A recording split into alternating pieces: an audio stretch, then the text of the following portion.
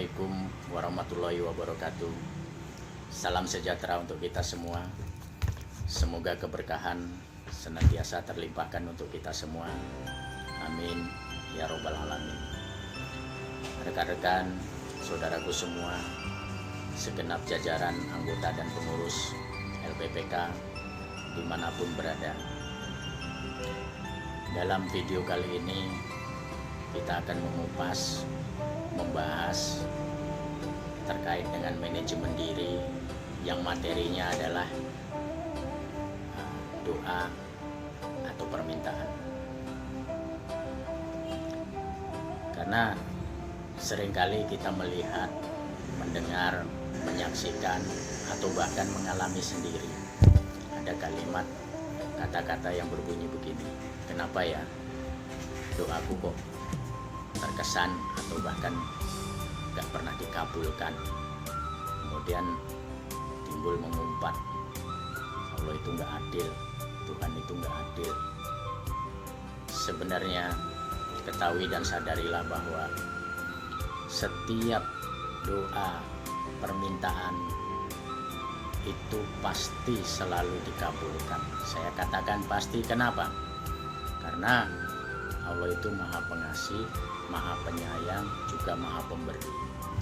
Masalahnya adalah kita sendiri yang kurang peka, kurang pandai merespon dari doa-doa yang kita panjatkan itu. Karena tidak mungkin ujuk-ujuk Allah, Tuhan yang Maha Kuasa itu tiba-tiba mengabulkan doa kita jatuh dari langit bluk gitu. Itu ada proses, ada tahapan-tahapan. Salah satunya adalah tahapannya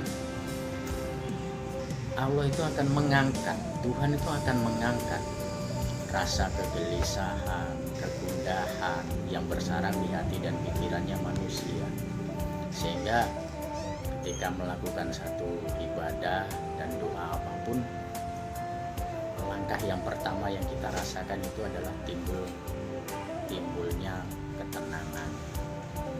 Kenapa dibutuhkan ketenangan? Saat hati dan pikiran seseorang sudah merasa tenang, insya Allah untuk melakukan segala sesuatu, apapun tindakan dan perbuatan serta usaha, insya Allah akan menjadi lapang, lancar. Nah, kemudian yang kedua adalah kita sering sekali lupa antara doa dan prasangka. Kenapa ada kaitannya? Ada. Di mana letak kaitannya? Allah atau Tuhan itu ternyata memang sesuai prasangka hambanya. Untuk itu sebaik-baik prasangka adalah prasangka baik. Artinya bagaimana? Selaraskan, sejajarkan, jika perlu tinggikan doa daripada prasangka. Nah, ini masalahnya di sini.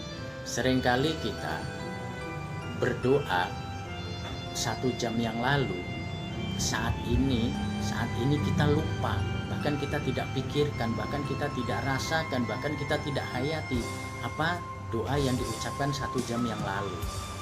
Sementara kalau prasangka, apalagi prasangka buruk, termemori, bahkan gak sampai ke alam bawah sadar kita, merasuk ke akal dan pikiran, ke hati nurani kita.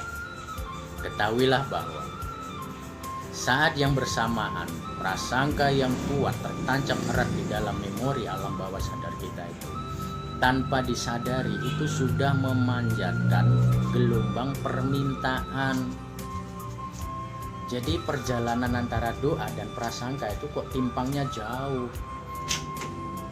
Lebih duluan prasangka sampainya ke atas daripada doa. Jadi wajar kalau Allah itu sesuai prasangka hambanya, bukan sesuai doa hambanya. Nah, ketika sudah mengetahui konsep-konsep seperti ini, rumusnya seperti apa dan bagaimana? Selaraskan. Kalau kamu berdoa baik, ingin mendapat yang terbaik, maka berprasangkalah baik. Satu. Yang keduanya, yang paling penting adalah cara kita merespon. dari doa-doa yang diucapkan tadi dalam kehidupan sehari-hari. Nah, peka merespon dalam artian menindaklanjutinya dari doa yang diucapkan tadi. Contoh begini, seringkali kita dalam perjalanan ini, dalam kehidupan ini, apa yang sudah kita rencanakan, sudah dischedulkan, dijadwalkan, diagendakan, malah kejadiannya berbalik, lain dari kejadiannya malah yang tidak direncanakan. Nah, sebenarnya saat itu Tuhan Allah Subhanahu wa Ta'ala itu sedang membimbing, sedang mengabulkan, sedang memproses dari doa-doa yang diucapkan tadi, dari prasangka yang diucapkan tadi. Namun kita nggak menyadari itu, sehingga ketika ketemu si A, ketemu si B, yang ada malah ucapan-ucapan, ocehan, omelan, atau obrolan-obrolan yang tidak ada relevansinya, tidak ada hubungannya dengan keinginan atau doa yang kita panjatkan tadi. Padahal pertemuan kita dengan si A, dengan si B tadi itu sebelumnya tidak pernah sama sekali kita rencanakan. Itu. Atau ada zaman sekarang sudah canggih, ada teknologi baik di sosial media maupun digital maupun elektronik dan lain sebagainya. Kenapa kita kok harus ketemu si A ya? Kenapa kok harus ketemu si B ya? Apa maksud dan tujuan dibalik ini semua? Oh, mungkin ada nggak relevansinya dengan doa dan permintaan yang kita panjatkan tadi. Nah, disinilah dibutuhkan kepekaan dalam merespon dari doa kita sendiri yang kita panjatkan tadi.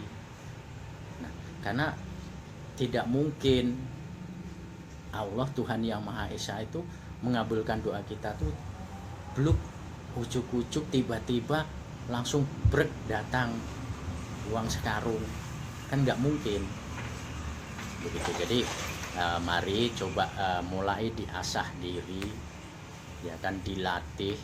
Yang pertama adalah sejajarkan antara doa dan prasangka, ya kan, samakan kekuatannya dalam tubuh kita. Yang keduanya adalah merespon, menindaklanjuti dari doa yang kita ucapkan tadi. Karena tahapan Allah mengabulkan doa itu, langkah yang pertama adalah akan diangkat segala gelisah, gundah, gulana, kegalauan di dalam hati dan pikiran manusia, sehingga manusia yang memanjatkan satu doa dan permintaan tersebut akan menjadi adem, ayem, tenang. Nah, kemudian ketika hati dan pikiran sudah tenang, maka melakukan segala sesuatu upaya pekerjaan apapun, ya insya Allah akan dengan happy, senang, bahagia, enjoy. Nah, untuk itu yuk mari sama-sama coba direview kembali, diintrospeksi kembali. Bukan berarti doa kita tidak dikabulkan, namun kembali kepada diri kita sendiri. Mungkin selama ini cara kita yang masih keliru. Terima kasih atas segala perhatian. Mohon maaf atas segala kekurangan. Billahi taufik wal hidayah. Wassalamualaikum warahmatullahi wabarakatuh.